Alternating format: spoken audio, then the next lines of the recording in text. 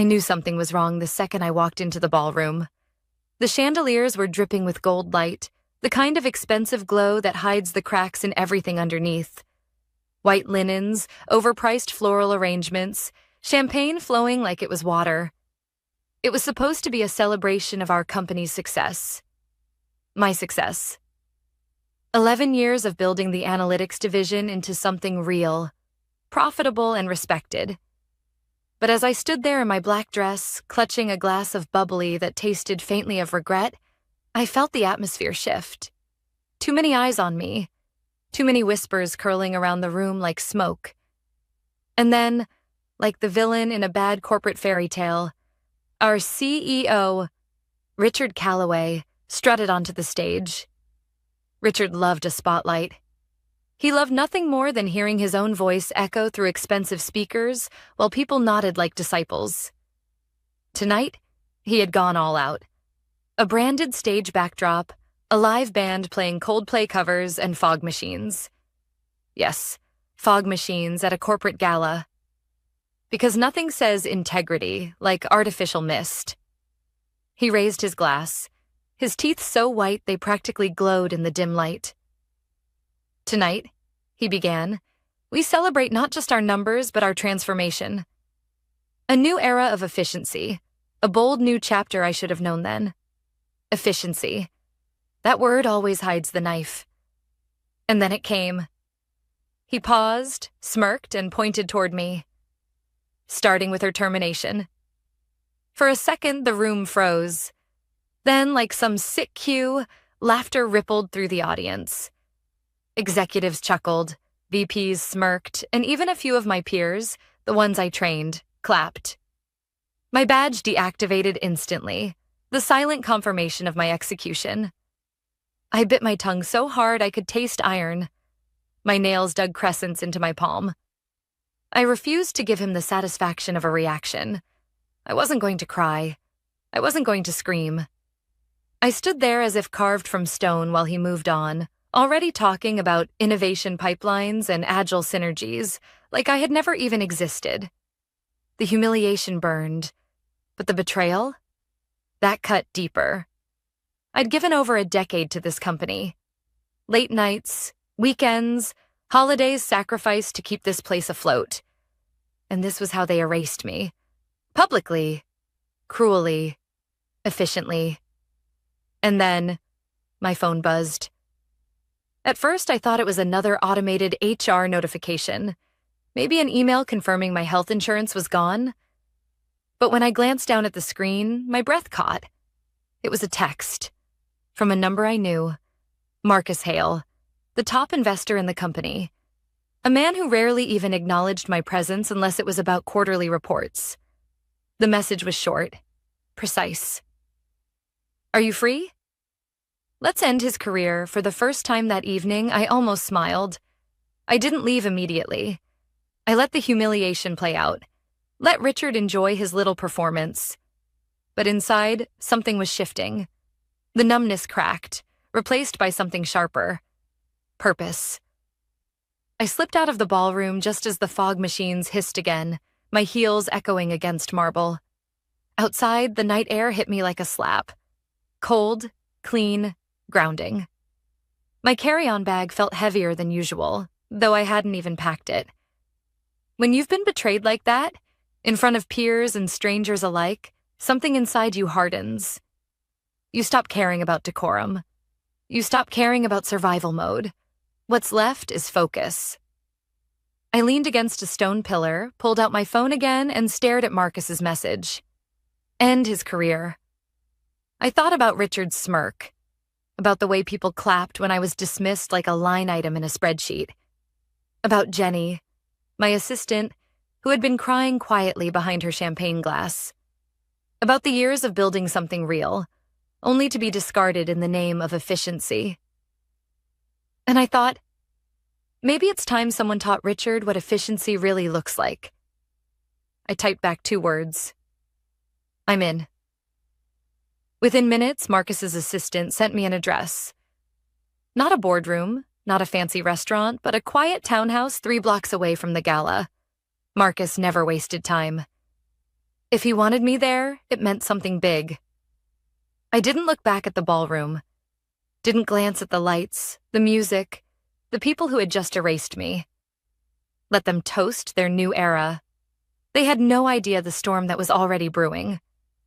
As I walked toward that townhouse, my phone buzzed again. Another message, this time from Jenny. I'm with you. Always I stopped in my tracks. Jenny had been by my side for 5 years, loyal, precise, the kind of assistant who noticed everything. If she was still in, if she was willing to take the risk, then maybe I wasn't as alone as Richard wanted me to believe. I pocketed the phone and kept walking. The night smelled faintly of rain and smoke. The city hummed with its usual indifference. But inside me, the fire was just beginning to catch. Richard thought he had humiliated me into silence. He thought I'd fade into the background, another casualty of corporate realignment. But he had underestimated me. Because efficiency, real efficiency, is burning down a liar's empire with nothing but receipts and precision. And by the time I reached Marcus Hale's door, I already knew. Richard had just fired the wrong woman. Marcus Hale did not look like the kind of man who sent nuclear texts. He opened the townhouse door in a navy sweater and reading glasses, like a professor grading papers on a Sunday. No entourage, no security, just a single lamp on and a kettle steaming in the kitchen. I stepped inside, closed the door, and waited for the performance. There wasn't one. I'm sorry you were humiliated, he said. No theatrics, no handshake. Sit. I sat. My hands were steady. My heart wasn't. He poured tea, not whiskey. It felt deliberate, like he was setting the tone. Calm, slow, controlled. You know why you're here, he said. Because you sent a text that sounds like a felony. His mouth twitched. Because he lied to a room I pay for? I didn't answer. The humiliation from the gala still clung to me like smoke. Marcus set 2 folders on the coffee table. I'm not asking you to steal corporate property or hack anything, he said. We'll do this clean. Legal. You will not access systems you no longer have rights to. You will not ask anyone to break policy. You will not record anyone without consent in a one-party state. You're giving the rules speech, I said. I'm giving you cover, he replied. If this goes forward, it will end in auditors and regulators. We don't feed them tainted fruit. He opened the first folder, printed screenshots, not originals, analyst notes, public filings, earnings call transcripts lined with yellow highlights. On the last page, a press photo of Richard standing in front of a slide labeled Nova Line, Q to launch. I sat on the prototype committee, I said. There is no Q2 launch. I know, he said, but he told the street there is. He's been promising a product he can't ship to preserve a multiple he doesn't deserve. You were the last person in leadership who would say that out loud. There it was, plain English, not a vendetta, evaluation. You want me to blow the whistle, I said. I want the truth, he said, and I want it in a format that stands up in a room full of lawyers. I looked at the second folder. It was empty. That one is yours, he said. Populate it with what you remember. Timelines, meetings, who was in the room when deadlines moved, any roadblocks you documented. Memory is admissible when it's annotated and corroborated. You were there. That matters. I don't have access anymore. I'm not asking for access, he said. I'm asking for a reconstruction. People forget that paper trails aren't just PDFs. They're calendars, slide templates, stand-up notes, vendor RFPs, procurement approvals, even travel itineraries. All of that can be requested later, if you flag what to look for. He slid over a legal card. If you proceed, you'll speak only through counsel. Attorney-client privilege applies from now. He paused. And Anna, don't text me about this again. Use the number on the card. Landline. Calls only Jenny, I said before I could stop myself. My assistant. She's still inside. She'll help, within policy. He nodded like he already knew. Then tell her to protect herself. No printing, no forwarding, no screenshots. She can keep a contemporaneous journal, dates and who told her what. That's legal. That's powerful, I studied him. Why me? Because you built what he's selling, he said, and because you're angry enough to do it right. I didn't trust that compliment, but I understood it. We laid out a plan that felt like a grocery list written in lawyer ink. I would draft a timeline from memory. Product milestones, revenue claims tied to Novaline, slips where Pilot was rebranded as Launch. Marcus's analysts would parallel it against public guidance. We'd identify individuals to interview later. Engineering managers who killed features, sales leaders who lost accounts, finance staff who reclassified churn. If something smelled off, it would go on a list for subpoenas, not Slack DMs. 3 weeks, Marcus said. That's what I think he has before he tries to push a deal. If this is real, we need to be ready before he hands a bomb to someone else. 3 weeks is not a lot of time, I said. It's enough to be credible, he answered. Credibility moves faster than spin. He stood, signaling the meeting was over. Leave the folder. Pick it up tomorrow at the coffee shop on 53rd at 10. Ask for newspaper. Cute, I said. Old, he corrected. I stepped back into the night feeling oddly sober. Not righteous, careful. This wasn't a movie. This was a process, and processes don't clap when you make the right choice. They ask for proof.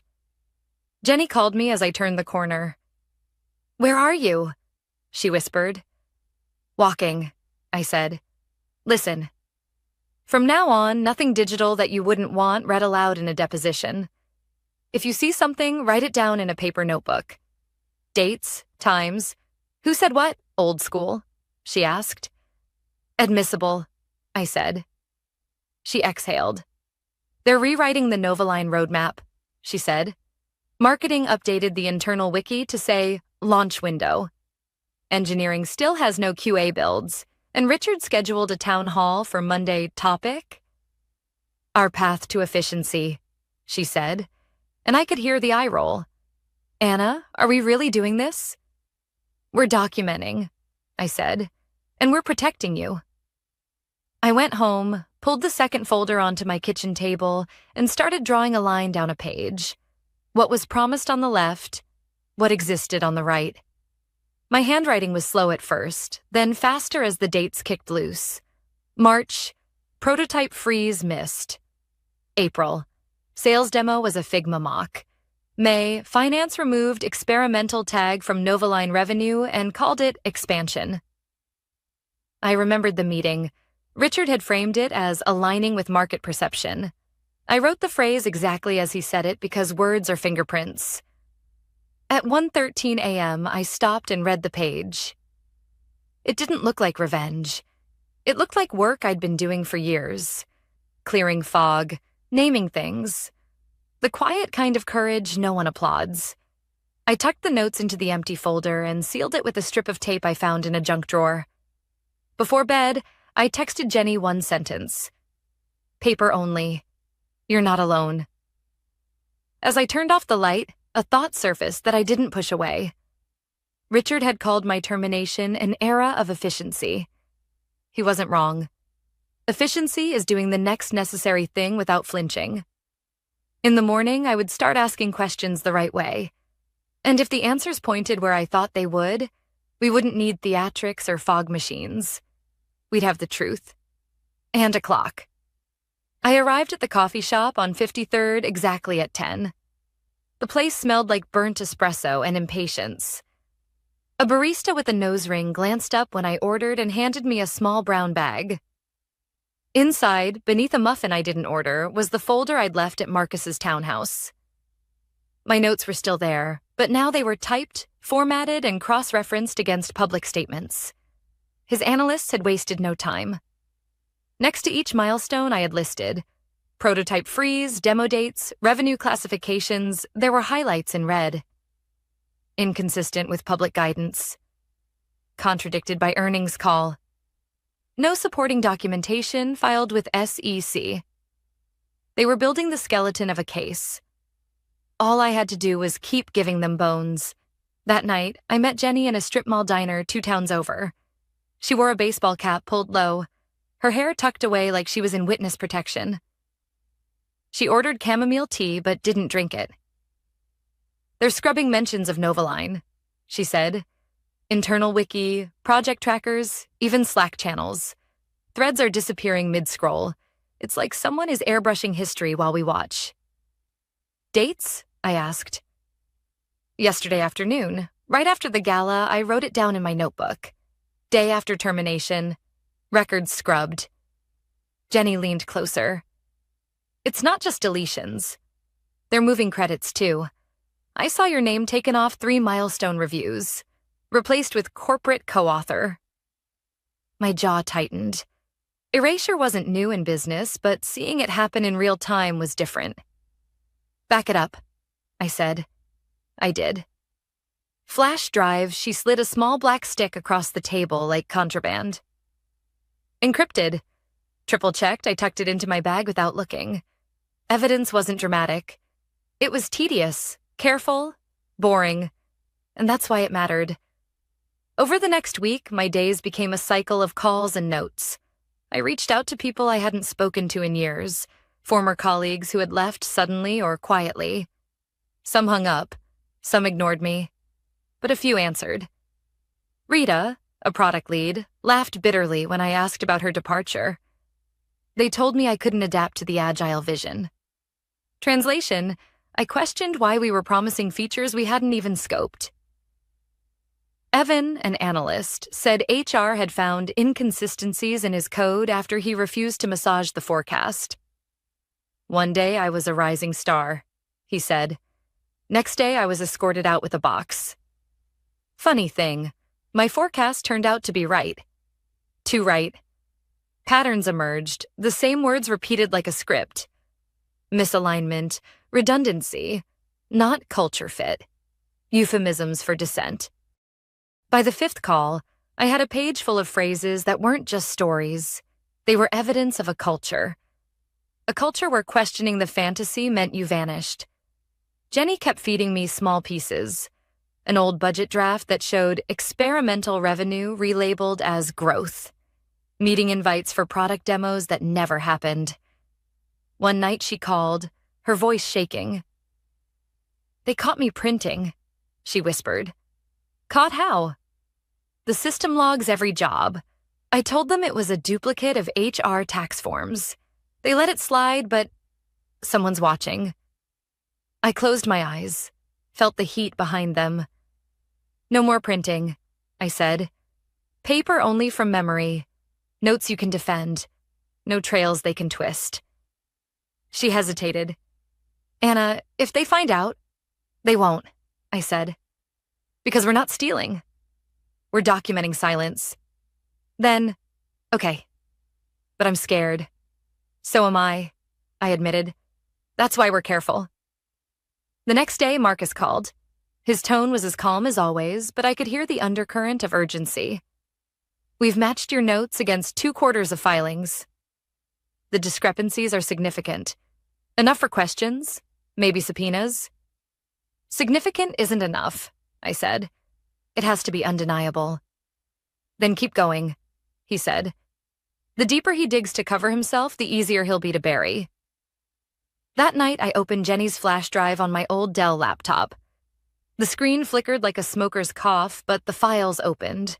Spreadsheets, draft presentations, metadata showing edits after midnight. My name stamped on documents I hadn't touched. I stared at the screen, a slow rage crawling up my throat. This wasn't just betrayal. This was identity theft. My reputation used as camouflage for lies. At 2:14 a.m., I picked up my notebook and wrote in block letters. "This is fraud." I didn't feel triumph. I felt cold, steady. The kind of clarity you only get when there's no way back. I called Marcus in the morning. He answered on the first ring. I'm in, I said. And he's dumber than I thought.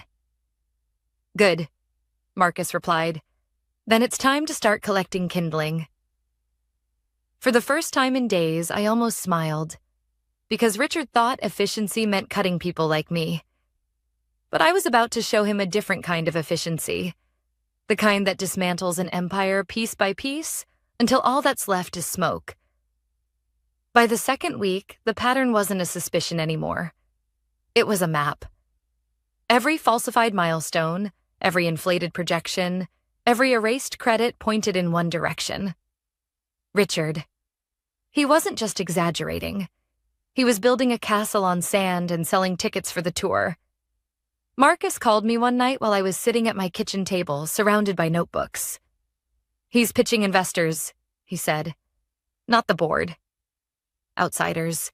Rumors say he's trying to package Novaline as proof of growth before a sale. How soon? 3 weeks, maybe less. 3 weeks. That was our deadline. The idea of Richard walking away with a golden parachute while employees got gutted in a merger made my stomach turn. If we wanted to stop him, we needed more than whispers and patterns.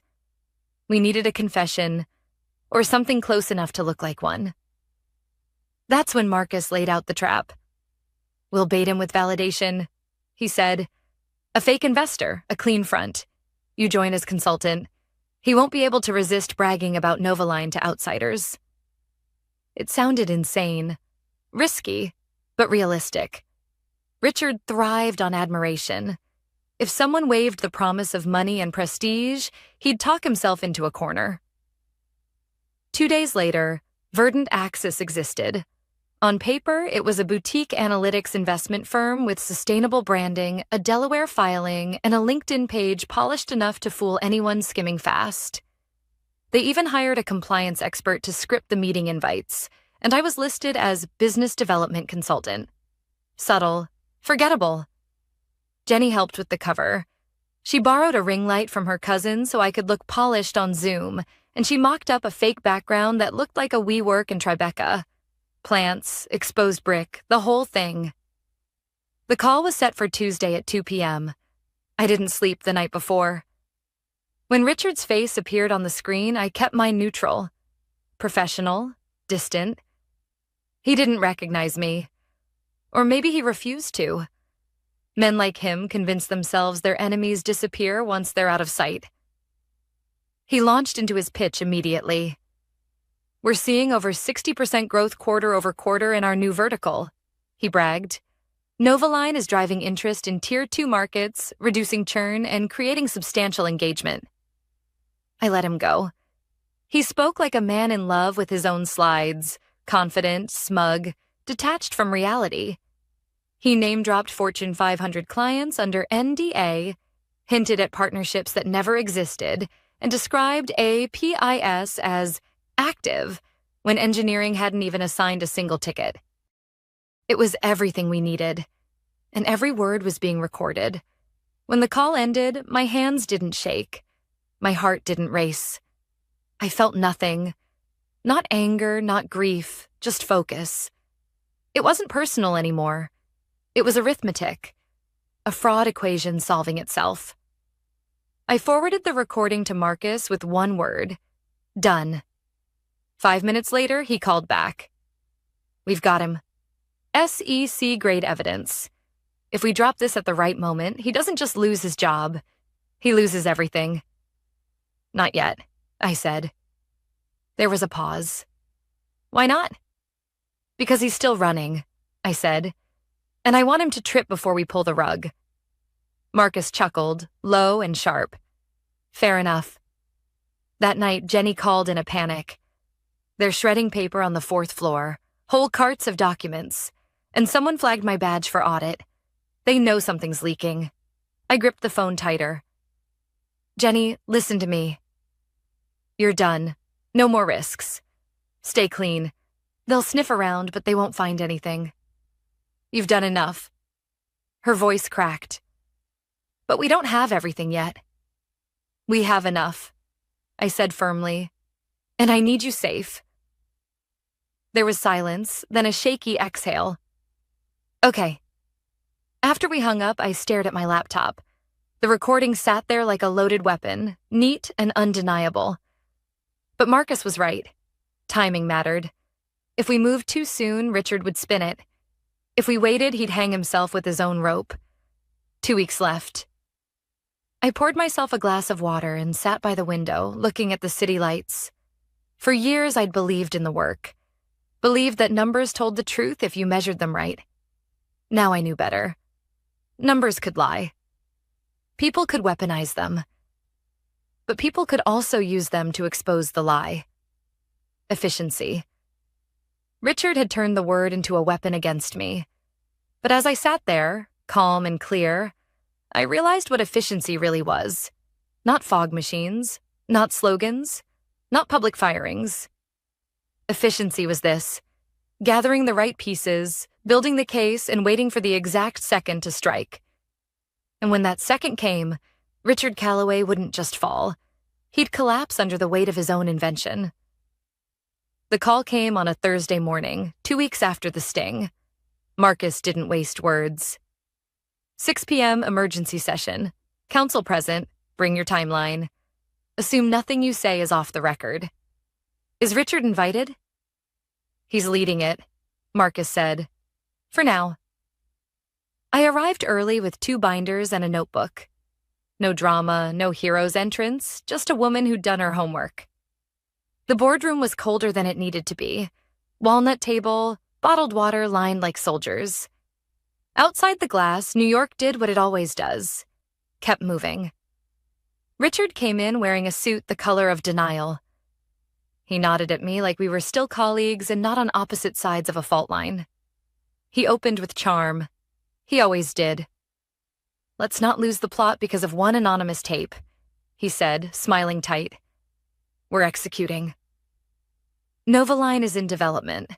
Any language that sounds aggressive was investor enthusiasm. Marcus didn't look at him. He looked at counsel, who pressed a button on a small speaker. My careful voice asked, how soon could an investor leverage Novaline's data pipelines? Richard's answer filled the room. Confident, specific, indefensible. A PIS active growth. North of 60%. Partners under NDA. Lies that sounded like leadership. I didn't watch Richard's face. I watched the board. Blink, blink, then stillness. Elaine, the director who never wasted a breath, folded her hands. Anna, she said, walk us through the timeline. I did. No speeches, no adjectives, just dates, meetings, phrases repeated word for word. Prototype freeze missed. Sales demo was a mock. Experimental revenue relabeled as expansion. Credits reassigned after my termination. I cited who was in the room and who could corroborate. When I finished, I slid the second binder forward. The crosswalk Marcus's analysts had built against public statements. Counsel spoke next. We recommend a legal hold across all systems immediately. Email, Slack, shared drives. No data deletion, no device wipes, no travel beyond normal course. Mr. Calloway, you will surrender your laptop and phone at the end of this meeting. Richard laughed. It didn't land. This is ridiculous. It's routine, counsel said. And necessary. The board voted, not termination, not yet. They placed him on administrative leave, effective immediately, and appointed an independent firm to begin a forensic review over the weekend. HR would notify the company in the morning. No fog machines, no band, just a motion, a second, and a unanimous show of hands. Outside the building, the air felt different. Thin, truthful. Jenny texted me a single emoji. A flame, then a stop sign. We lit it. Now hold the line. Friday was quiet in the loud way crisis is. IT locked accounts. A firm with a name like a law office installed e-discovery tools. Finance put the experimental label back where it belonged. Legal sent out a memo. Preserve everything. No one said my name out loud, but people knew. I bought a cheap sandwich and ate half of it. My stomach was busy. On Monday morning, an 8K hit the wire. CEO on leave pending investigation. Board cooperating with regulators. Guidance under review. The stock dipped, then steadied. Not confidence, exactly, but caution. Richard scheduled a personal statement at a co-working space with brick walls and moral support. It lasted 7 minutes. Reporters asked what active APIs meant if engineering had no tickets. He blamed timelines in flux. He left with his tie in his pocket. Inside the company, people did what people do in uncertainty. They clung to the nearest adult. Teams pinged managers for direction. HR put together talking points with the emotional range of a toaster.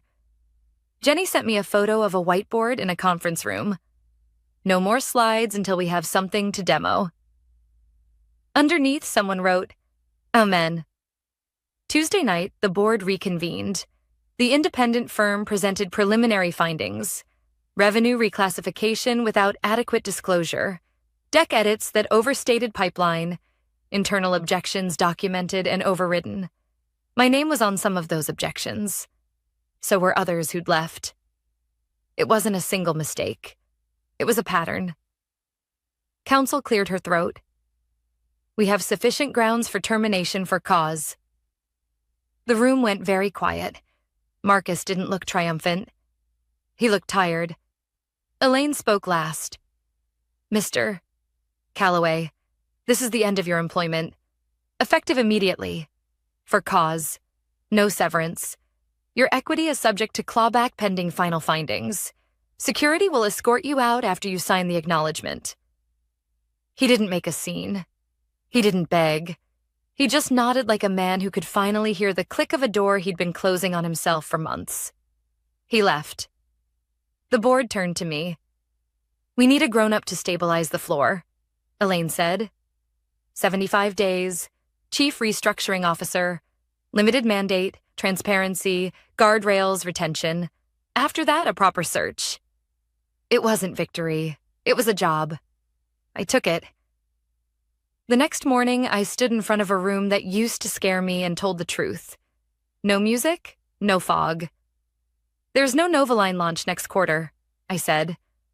We're not going to pretend otherwise. We're going to fix what's real and stop selling what isn't. If you have receipts, good or bad, bring them.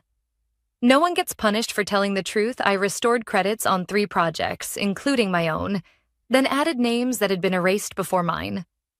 We issued retention grants to engineers and analysts who'd been asked to do magic tricks with numbers.